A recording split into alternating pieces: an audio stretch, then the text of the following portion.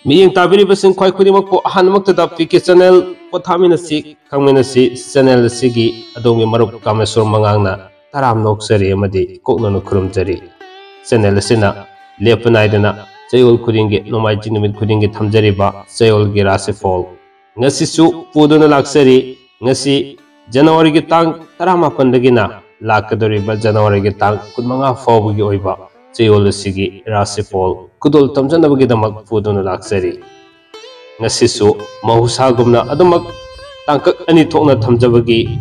mawongdo ngasisu adumak puduna laksari ngasigi tangkakta ahanwa tangkaki oina tang 18 dagina tang 12 fawbugi manungda leiriba fall aduga lemhoriba tang 12 dagina tang 15 fawbudana kari kari fall leiri habado rasifol kudimaki oina thamjarakadabani Mes rasifol degi hujare harga rasifol tarani thoi sida mathang manaw naina adumuk chatharaga arhoibida min rasifol thamjagadabani rasifol khudimaki oina chayol sida mahaigi haksangi amadi maru oina pakhang leisabe singi kari kari fol leri habado ngasisu adumak kudol tamjarakani yengminasi chayol sida domodongi rasi singda kari kari fol leri habado uning sangna taminaraga khangminabagi tanjado longminarosi kudol tamjage ngasi January gi tang 18 dagina lakadoriba January gi tang 15 fawbugi oiba chayol sigi rasifol kudol tamjage yeng taminasi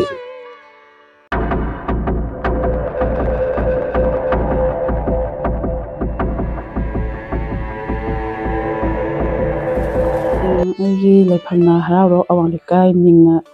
murangthem gomti ay haksang da ngota ba pe nupi oibigi pe sang nai da ba dei apom ba julai ba ay sidagi dagi angang oiba ngam da da chagi ba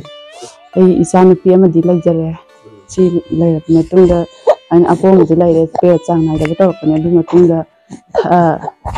angang jina sahi taru haira kan sahi da ki star tha hum sare ko phada matu oirakibani angang jina sahi taru YouTube PK channel da thena given adagi ai jima contact cha aina hisam hida kai je fertility juice to adudi loi kare adagi kan stem cell ne nova ne women care adagi IMD jiga ai gi yam nungai ba na normal do ina normal poksai isana pa jam chaw chang jam nungai angang je sama oyam phaye we kana pork da kg ahum tare hojina mu tha ahum jida kg ma pan jawe masa oyam phare keno je hochaina angang yaw do je mayam thena re ba adu sigi hidak je an sa ningi pk keno je nen je unta moi je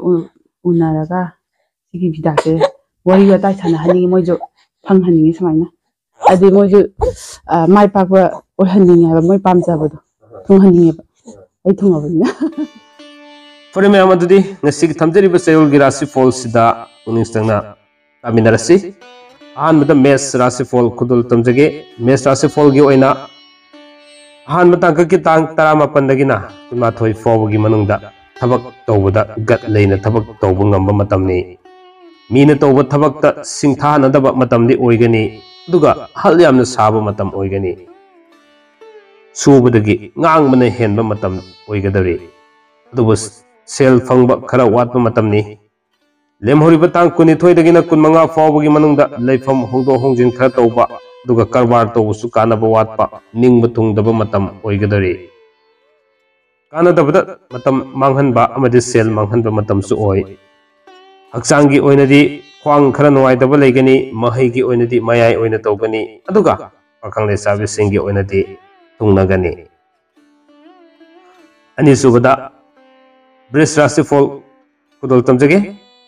han matang ki tang 18 dagina 15 fawbugi manungda thabak tharomda sarak sahing tawba itan tanba matam oigani mung manung semjin sajinduna leigani aduga karbar tawba sel tongdaba matamni lemhoriba tang 12 dagina 15 fawbugi manungda fam hongdo hongjin tawgani anoba paw tagani marup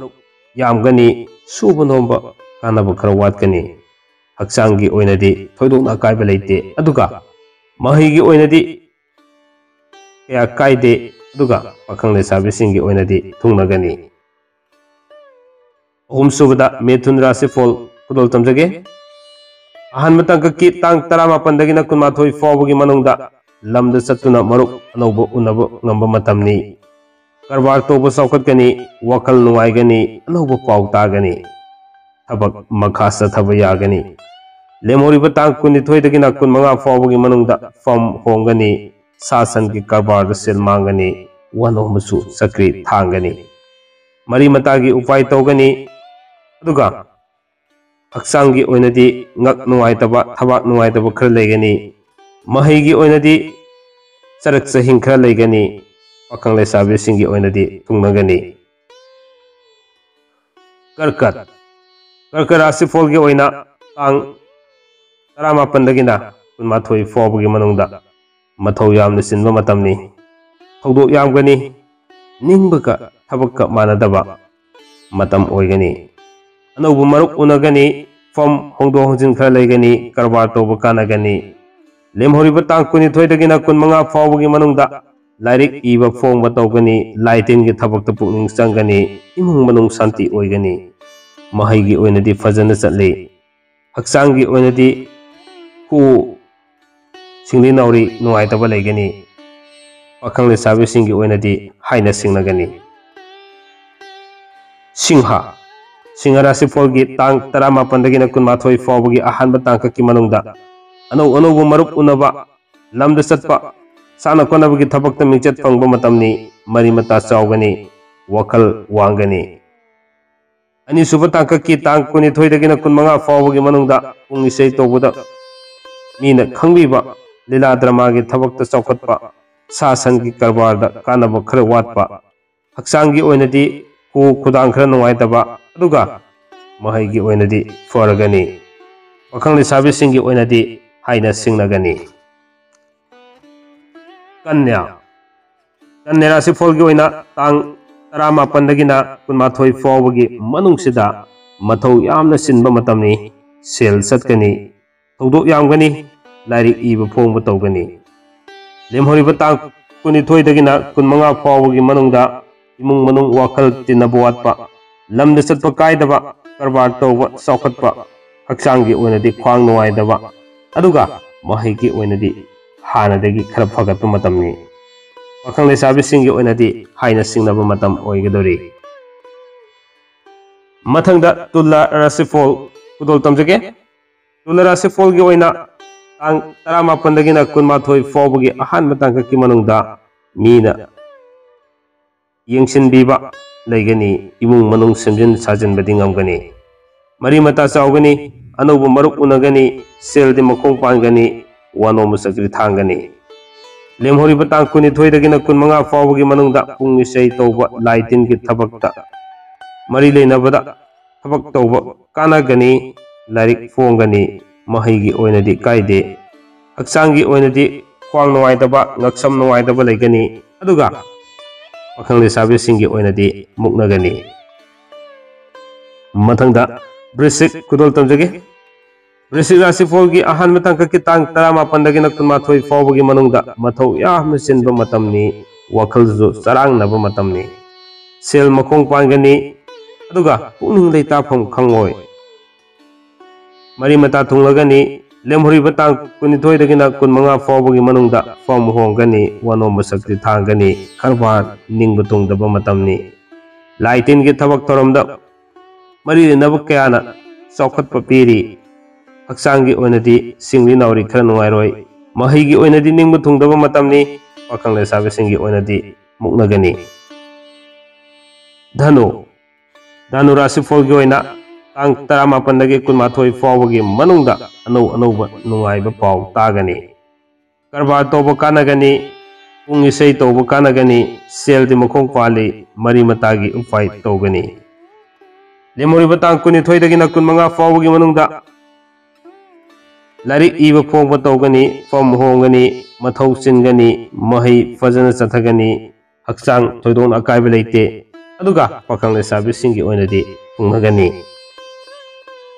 ꯃꯊꯪꯗ ꯃꯀꯔ ꯔꯥꯁꯤꯐꯜꯒꯤ ꯑꯣꯏꯅ ꯇꯥꯡ 18ꯗꯒꯤꯅ 28 ꯐꯥꯎꯕꯒꯤ ꯃꯅꯨꯡꯗ ꯊꯧꯗꯣꯛ ꯌꯥꯝꯒꯅꯤ, ꯃꯊꯧ ꯆꯤꯟꯒꯅꯤ, ꯃꯔꯨꯞꯅ ꯌꯦꯛꯅꯕ ꯑꯣꯏꯔꯛꯀꯅꯤ, ꯁꯦꯜ ꯃꯈꯣꯡ ꯄꯥꯟꯒꯅꯤ, ꯀꯔꯕꯥꯔ ꯇꯧꯕ ꯁꯦल तोंगदे,